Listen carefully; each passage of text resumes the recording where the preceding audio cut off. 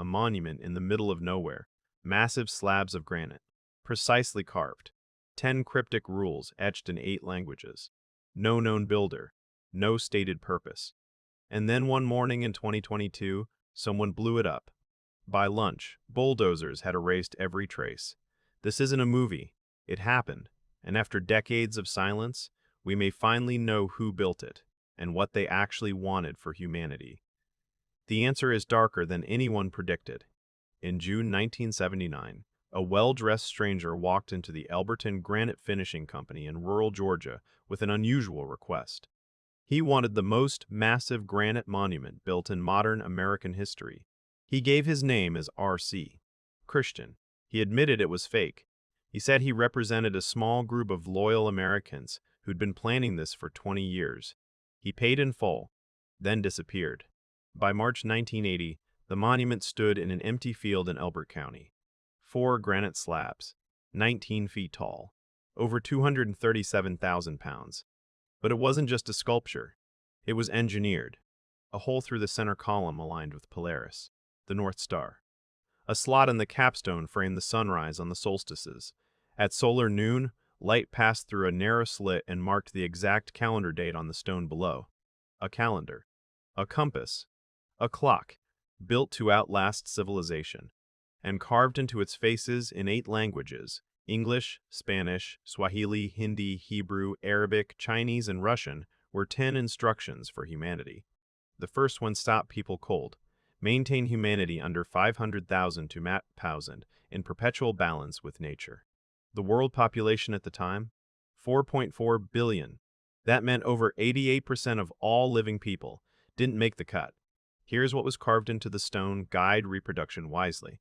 Unite humanity with a new language. Rule passion with tempered reason. Protect people with fair laws. Resolve disputes in a world court. Avoid petty laws and useless officials. Balance personal rights with social duties. Prize truth, beauty, love. Seek harmony with the infinite. And the last line: be not a cancer on the earth, leave room for nature. Read one way, these sound idealistic. Read another, they sound like a blueprint for engineered population collapse. Guide reproduction wisely. Improving fitness and diversity echoes the language of eugenics, the pseudoscientific movement that justified forced sterilizations in over 30 U.S. states. Be not a cancer on the earth frames human existence as a disease. On the capstone, 4 ancient scripts: Babylonian cuneiform, Classical Greek, Sanskrit, Egyptian hieroglyphs, carried one phrase: let these be guidestones to an age of reason, not faith, not freedom, reason. That word mattered more than people realized. Conspiracy theories exploded. Preachers called the monument satanic. Activists saw a globalist depopulation agenda, the Illuminati, the New World Order, eugenics cults. Theories multiplied because nobody could answer the only question that mattered: who was R.C. Christian? Only one person knew: Wyatt C. Martin, president of Granite City Bank in Elberton. He handled the payments, signed the contracts, and swore a legal oath of confidentiality. For over 40 years, he never broke it. He confirmed the name was fake. He said the man was real. He said the group was sincere. But he never said who they were, and the mystery kept growing. At 4:33 a.m. on July 6, 2022, an explosive device detonated against one of the 4 slabs. Security cameras caught the flash. Then a silver sedan speeding into the dark. The GBI, the FBI, and local law enforcement responded. Then came the controversial part. Within hours, Elbert County demolished the entire remaining structure.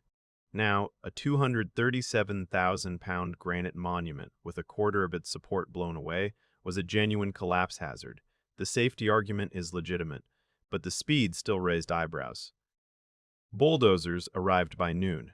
By evening, every piece was hauled away. No extended forensic preservation. No public discussion about rebuilding. No memorial. A monument that stood for 42 years was erased in a single workday. As of this video, no arrest has been made. No suspect publicly named. No trial. The case remains open, and the field is just grass. Wyatt Martin died on April 11, 2023. He was 87. He never broke his oath. But investigators had been closing in long before. In 2015, documentary filmmaker Christian J. Pinto and independent researcher Van Smith published evidence connecting R.C. Christian to a real person, Dr. Herbert Hinsey Kirsten, a physician from Fort Dodge, Iowa. The evidence was circumstantial but detailed. Kirsten had the financial means. He had connections to the Elberton area. His writings aligned with the Guidestones' content. And R.C. Christian appeared to reference the Rosicrucians, a secretive philosophical tradition emphasizing hidden knowledge and elite stewardship of civilization. I need to be precise here. This identification has never been officially confirmed. It's based on investigative journalism, not law enforcement. It's widely accepted among researchers but remains technically unproven. That said, what's documented about Kirsten is disturbing. He was a vocal proponent of coercive population control. He expressed admiration for William Shockley, the Nobel physicist who advocated race-based intelligence theories and proposed sterilizing people with low IQs. According to investigative reports, Kirsten also made financial contributions to David Duke, former Grand Wizard of the Ku Klux Klan. Suddenly, the Guidestones' language reads very differently. Guide reproduction wisely.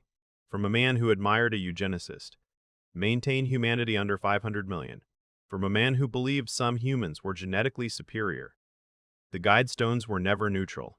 They just looked that way because their author made sure no one knew who he was. After Martin's death, unverified reports surfaced claiming documents were found among his personal effects. Letters, plans, broader proposals. I want to be transparent. None of these documents have been independently authenticated as of this video. They may be real, they may not. I won't present them as fact.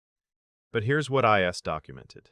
The ideas behind the Guidestones: population management, reproductive policy tied to genetic criteria, elite control of civilization, have a long, ugly history.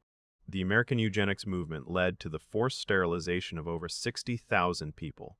It was funded by the Carnegie and Rockefeller Foundations, upheld by the Supreme Court in Buck v. Bell, 1927, a ruling that has never been explicitly overturned. Nazi Germany cited American eugenics as inspiration. After World War II, the language changed. Eugenics became population control, then family planning, then reproductive policy. The vocabulary evolved. The underlying logic didn't always disappear. Today, phrases like carrying capacity, regional triage, and sustainable population levels appear in academic papers and policy drafts worldwide. That doesn't mean a secret cabal is following Kirsten's playbook. It means the questions the Guidestones raised: how many people can Earth support? Who decides? What balance with nature really means? Are questions institutions are grappling with right now. And when those questions are answered without transparency or democratic accountability, that's when the Guidestone shadow gets long. The world population crossed 8 billion in November 2022, 4 months after the Guidestones were destroyed. Climate models project 1.2 billion people displaced by 2050. Freshwater scarcity already affects 2 billion. Kirsten's answer, if he built them, was monstrous, rooted in racism, elitism, and the belief that most humans were expendable. But now we can't study the monument, can't teach from it, can't point to it and say, this is what happens when dangerous ideas are given the permanence of stone. The real danger was never the granite. It was the willingness to accept easy answers to hard questions, whether from a secret monument or a viral video, including this one. Sources are in the description. Check them. Challenge them. That's the only real Guidestone worth following. If this made you think, the next video goes deeper. It's on screen now. I'll see you there.